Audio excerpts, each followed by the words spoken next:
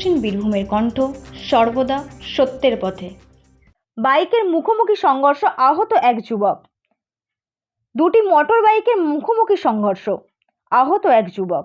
বৃহস্পতিবার সকালে এই ঘটনায় ব্যাপক চাঞ্চল্য ছড়িয়ে পড়ে ইংরেজবাজার থানার দুর্গা মোড় এলাকায়। জানা গেছে, আহত যুবককে ভর্তি করা হয়েছে মালদা মেডিকেল কলেজ হাসপাতালে। স্থানীয় সূত্রে জানা গেছে, আহত ওই যুবকের নাম শেখ সাফি আলম, বাড়ি ইংরেজবাজার থানার সোলপুর এলাকায়। জানা যায়, মোটর বাইকে করে এদিন সকালে বাড়ি ফিরছিলেন ওই যুবক। ঠিক সেই সময় দুর্গাপুর এলাকায় নিয়ন্ত্রণ হারিয়ে উল্টো দিক থেকে আসা একটি বাইক তাকে ধাক্কা মারে। ঘটনায় গুরুতরভাবে চোট পায় শেখ সাফি আলম। এরপর রক্তাক্ত অবস্থায় তাকে উদ্ধার করে মালদা মেডিকেল কলেজ হাসপাতালে ভর্তি করা হয়। মালদার ইংরেজবাজার থেকে দেবাশিস পালের রিপোর্ট, বীরভূমের কণ্ঠ।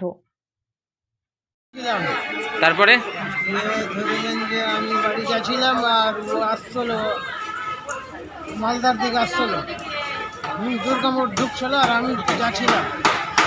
তারপরে যে বাস আমার রং নাম্বারেও এসে আমাকে মেরেছিল। আপনি বাইকে ছিলেন? আমিও বাইকে ছিলাম, ও বাইকে ছিল। আমি লাইনে চলে গেছি, আমার লাইনে তো ও চলে এসছে, আমার দিকে ভরে দিছে গাড়ি দিয়ে মেরেছে। কোথায় হয়েছে? দুর্গামোড়। আপনার নাম? শেখ সাফি আলম।